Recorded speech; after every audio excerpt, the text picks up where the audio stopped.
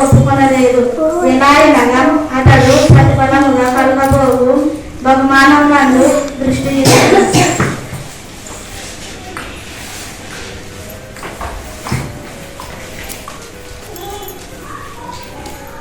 మనము ఇక్కడ ఎవరి గురించి వింటున్నామంటే మోషే గారి గురించి వింటున్నాము.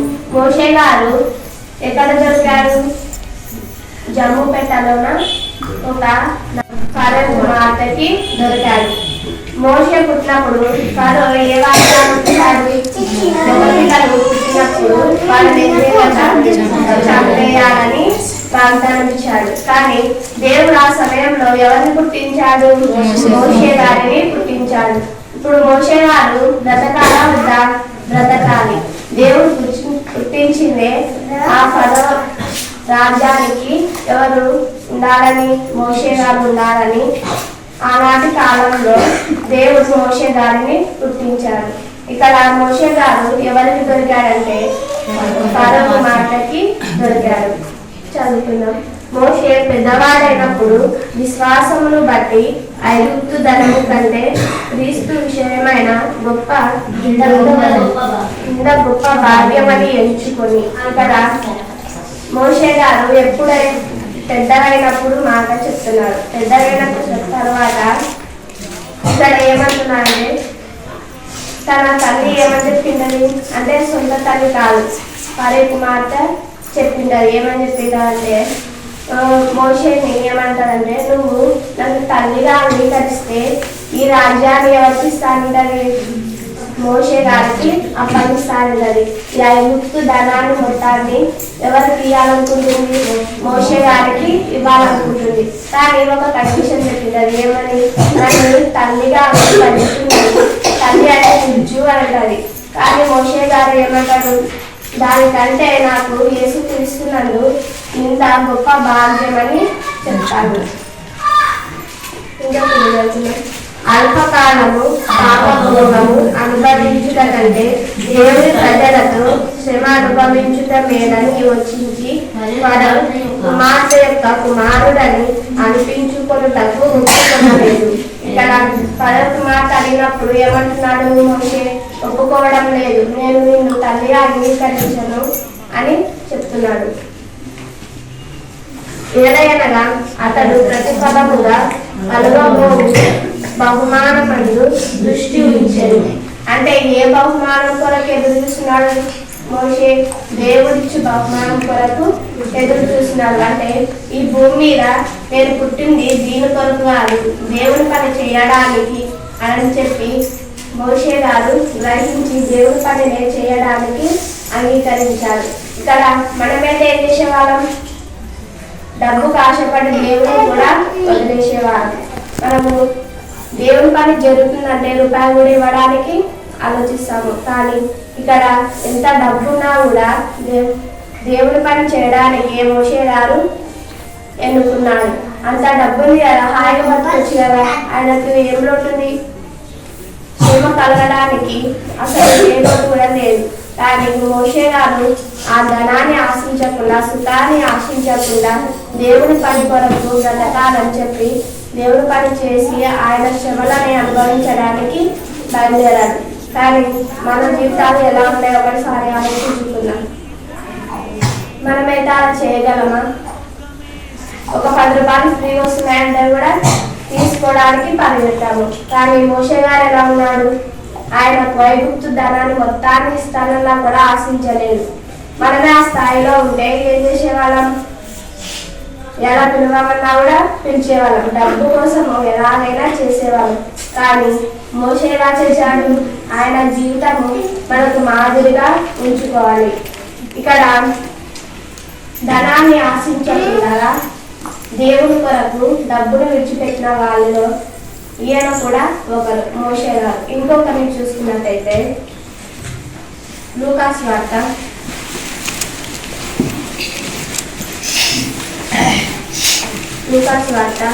19వ అధ్యాయం. లూకా సువార్త 19వ అధ్యాయం 8-9 వచనాలు.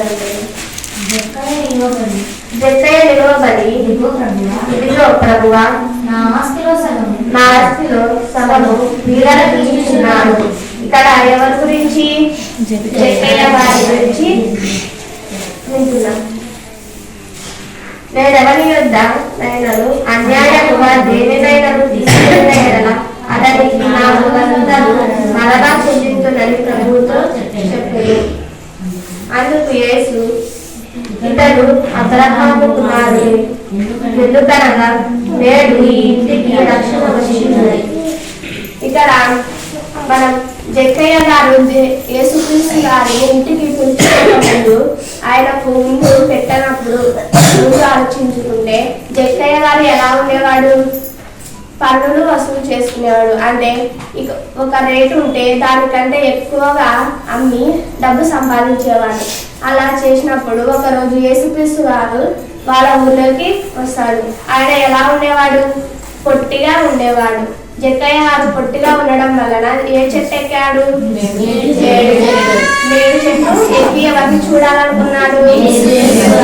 యేసుక్రీస్తు గారిని చూడాలని మేడు చెట్టుని ఎక్కాడు. ఎక్కిన తర్వాత యేసుక్రీస్తు గారు జక్కయ్యను కిందికి దించి ఏమంటాడు? నీ ఇంటికి నేను వచ్చుచున్నాను, నీవు నాకు విందు ఏర్పాటు చేయమంటాడు. అంటే ఎందుకు? యేసుక్రీస్తు గారికి ఆకలిగా ఉందా? లేదు, ఆయనను మార్చడానికి తన ఇంటికి వెళ్ళాలనుకున్నాడు. జక్కయ్య ఏం చేశాడు? ఆనందంతో యేసుక్రీస్తు గారిని తన ఇంటికి తీసుకెళ్ళాడు. తనకు భోజనాన్ని ఇచ్చాడు. యేసుక్రీస్తు గారు తన ఇంటికి వెళ్ళినప్పుడు ప్రజలందరూ ఏమనుకున్నారు? జక్కయ్య ఇంటికి యేసుక్రీస్తు వెళ్ళినప్పుడు మనుషులందరూ ఏమనుకున్నారు? ఆయన ఇంటికి ఎందుకు వెళ్ళాడు? ఆయన పాపాత్ముడు కదా, ఆయన ఇంటికి వెళ్ళవద్దు కదా అని యేసుక్రీస్తుని అపార్థం చేసుకున్నారు. కానీ యేసుక్రీస్తు గారు వెళ్ళింది ఎందుకు? జక్కయ్యను మార్చడానికి వెళ్ళాలి. కానీ అది అర్థం చేసుకోకుండా మనలాగే ఆలోచించి ఏం చేశారు? యేసుక్రీస్తు గారిని తప్పు పట్టారు అన్నట్టు కాలంలో. అలా జక్కయ్య ఇంటికి వెళ్ళిన తర్వాత జక్కయ్య ఏం చేశాడు? ఆయన ప్రార్థన చేసుకోవడాన్ని విని ఆయన ప్రవర్తనను చూసి ఏం చేశాడు? ఆయన కూడా మారిపోయాడు. నేను చేసింది తప్పు కదా, ఇన్నాళ్ళు నేను ప్రజల దగ్గర పన్నులు వసూలు చేసుకొని ఏం సంపాదించాను? డబ్బు మాత్రమే సంపాదించాను, కానీ గౌరవం సంపాదించుకోలేకపోయాను, సంతోషాన్ని సంపాదించుకోలేకపోయాను అని జక్కయ్య మారిపోయాడు. మారిపోయి ఏమంటున్నాడు? 400 మరలా చెల్లిస్తానని ఎవరు చెప్తున్నాడు? యేసుక్రీస్తు వారు చెప్తున్నాడు. నేను చేసింది తప్పు తండ్రి, ఎవరి దగ్గర అయితే నేను డబ్బులు తీసుకున్నానో వాళ్ళకు 400 ఇస్తానని యేసుక్రీస్తు గారికి చెప్పాడు. ఇక్కడ జక్కయ్య మారాడా? మారలేదా? మారాడు. ముందు ఎవరిని చూసుకున్నాము? మోషే గారిని చూసుకున్నాము. ఆయనకు ఎంత డబ్బున్నా కూడా ఎవరి శ్రమలు అనుభవించాలనుకున్నాడు? యేసుక్రీస్తు వారి శ్రమలను అనుభవించాలనుకున్నాడు. ఇక్కడ ఎవరు మారాడు? జక్కయ్య గారు మారాడు. ఈయన కూడా డబ్బులు విడిచిపెట్టాడు. అలాగే మనము వీళ్ళ గురించి తెలుసుకున్నట్టే మనకు వాక్యము ఎలా ఉందో కూడా చూసుకున్నాము. యాకోబు పత్రిక 1 మన జీవితాలను తేటగా ఏదో చూపిస్తుందో చూద్దాము. యాకోబు పత్రిక 1వ అధ్యాయం.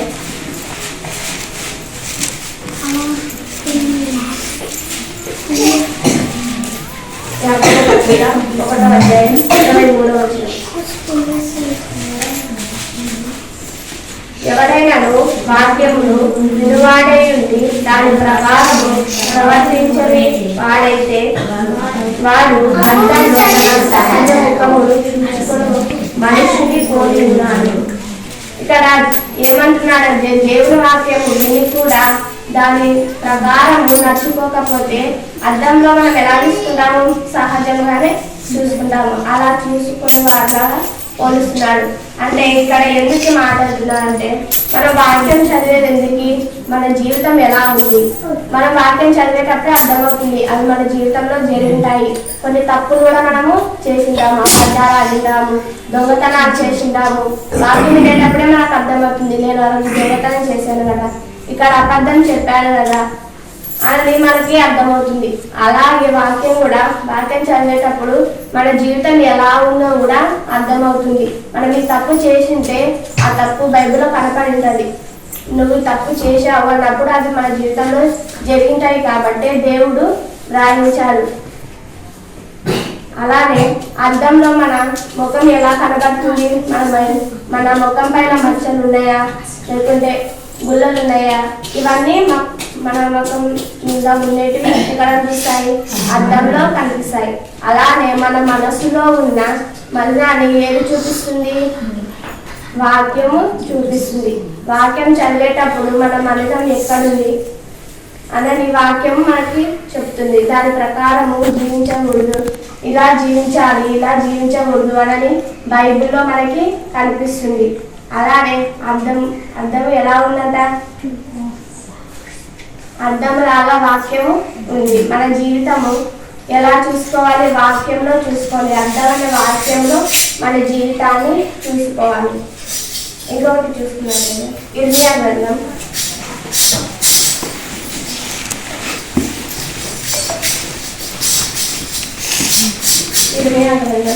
23వ అధ్యాయం 29వ వచనం. ఇర్మియా గ్రంథం 23వ అధ్యాయం 29వ వచనం. నా మాట అగ్ని వంటిది కాదా, బండలు బద్దలు చేయు స్థితి వంటిది కాదా. ఇక్కడ ఎవరు చెప్తున్నారో పైన చూడండి ఒకసారి. ఇదే యెహోవా వాక్కు. అంటే ఇక్కడ ఎవరు చెప్తున్నారు, యెహోవా అనగా ఎవరు, దేవుడు. దేవుడు అనగా ఎవరు, మన తండ్రి. మన తండ్రి మనకు చెప్తున్నాడు ఏమని, నా మాట అగ్ని వంటిది కాదా. అగ్ని అంటే ఎలా ఉంటుంది, మండుతుంది. అంటే దేవుడి మాట కూడా ఎలా ఉందంట, మండేలాగా ఉంది. అంటే దేవుడు ఇన్నాడు మనల్ని ఎందుకు వదిలిపెట్టాడంటే మన జీవితాలను ఇంకా మార్చుకుంటామేమో అని ఒక చిన్న ఆశతో మనల్ని వదిలేస్తున్నాడు. మనము అది అర్థం చేసుకోకుండా కొంతమంది ఏమంటారంటే దేవుడే లేదన్నారు. దేవుడు లేదని ఎట్లా అన్నారు, ఈ సృష్టి ఎట్లా పుడుతుంది, దేవుడు లేకుంటే నీరు ఎలా తయారవుతుంది, గాలి ఎలా వస్తుంది, దేవుడు లేకుంటే చెట్లు ఎలా పెరుగుతాయి, దేవుడు ఉన్నాడు కాబట్టి మనకు తినడానికి కూడా పంట వస్తుంది. దేవుడు లేకుంటే మనకు తినడానికి తిండి కూడా దొరకదు. దేవుడు ఉన్నాడు కాబట్టి మనల్ని పుట్టించి మనకు కావలసినవన్నీ అందిస్తున్నాడు. దేవుడే లేకుంటే ఇవన్నీ ఎక్కడి నుంచి వస్తాయి, శాస్త్రవేత్తలు కనిపెట్టారా కానీ ఎవరైనా చెట్టుని పెంచగలరా, నీళ్ళు మాత్రమే పోయగలరు, నాటగలరు, అంతేగాని దాన్ని పెరిగి పెద్ద చేసేది ఎవరు, దేవుడే. ఇక్కడ దేవుడు ఇంత స్పష్టంగా అర్థమవుతున్నాడు, దేవుడే లేడని మూర్ఖులు కూడా ఉన్నారు. అంటే దేవుని అర్థం చేసుకోలేక కూడా ఉన్నారు. కాబట్టి ఇక్కడ ఇదే యెహోవా వాక్కు. అంటే యెహోవా అనే మనకి చెప్తున్నాడు. దేవుని మాట ఎలా ఉందంట, అగ్నిగా ఉందంట. బండలు బద్దలు చేయు సుత్తి వంటిది కాదా. అంటే బండలు బద్దలు చేసేది ఏంటి, సుత్తి. తలతో కొడితే బద్దలవుతుందా, కాదు. చేతితో కొడితే బద్దలవుతుందా, కాదు. బండలు బద్దలు చేసేది ఒకటి, ఏంటి, సుత్తి. అలానే దేవుడు కూడా ఎలా ఉన్నాడంట, సుత్తిగా ఉన్నాడు. మన జీవితాలను చిటికేస్తే పోయేది, కానీ దేవుడు ఎందుకు పెట్టాడు, మారుతారు. నా పిల్లలే కదా, నేను పుట్టించుకున్న పిల్లలే కదా, ఎందుకు నరకానికి ఎందుకు నరకంలో పడేయాలని దేవుడు చిన్న ఆశతో వదిలేస్తున్నాడు. కానీ మనం అది అర్థం చేసుకోకుండా దేవుణ్ణి మర్చిపోయి ఉంటున్నాము. మనము నోరు తెలిస్తే ఏమొస్తాయి, బూతులే వస్తాయి, అబద్ధాలే వస్తాయి. కానీ ఆ మాటలు మాట్లాడేటప్పుడు దేవుడు చూస్తున్నాడు కదా నన్ను అనే చిన్న భయం కూడా మనకు ఉండదు. ఎందుకుండదంటే మనల్ని ఆరోగ్యంగా పెట్టి 2 కాళ్ళు 2 చేతులు ఇచ్చాడు కాబట్టి, మంచి ఆరోగ్యంతో పెట్టారు కాబట్టి దేవుడు గుర్తుకురాడు. మనకు చిన్న అనారోగ్యం వచ్చినా కూడా అప్పుడు వస్తాడు దేవుడు గుర్తుకి.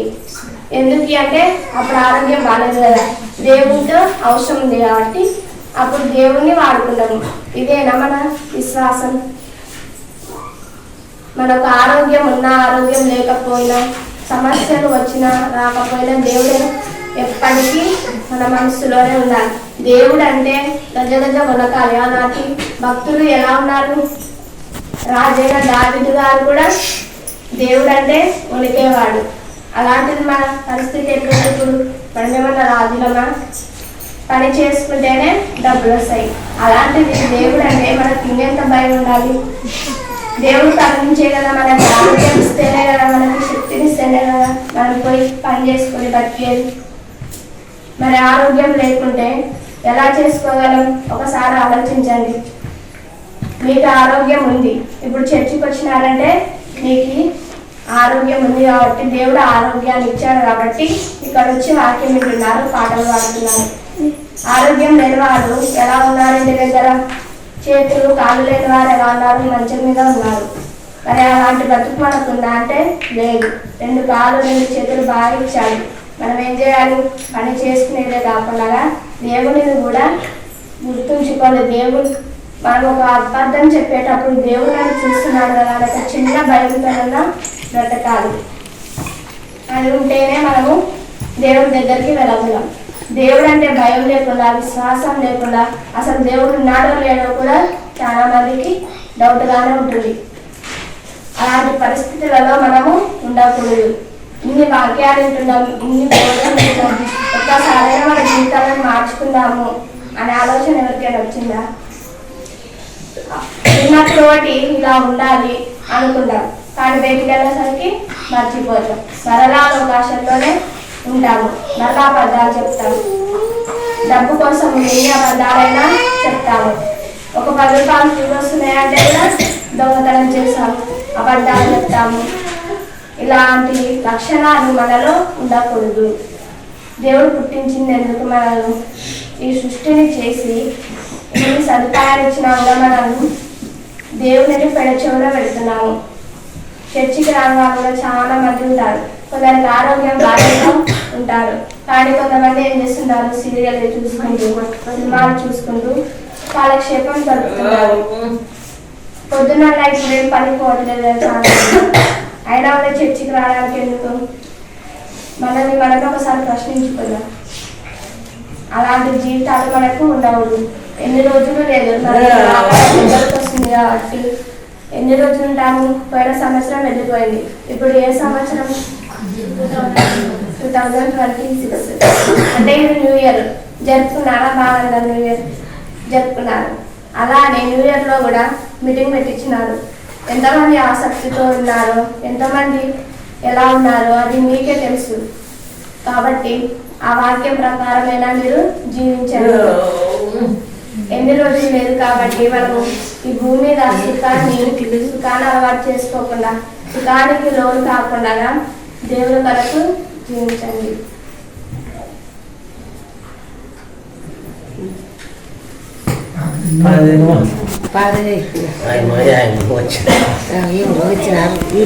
తిరిగి చూడడం కాదు.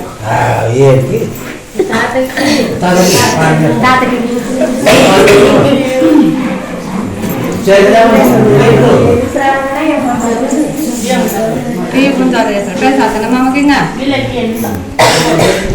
స్త్రీలో మన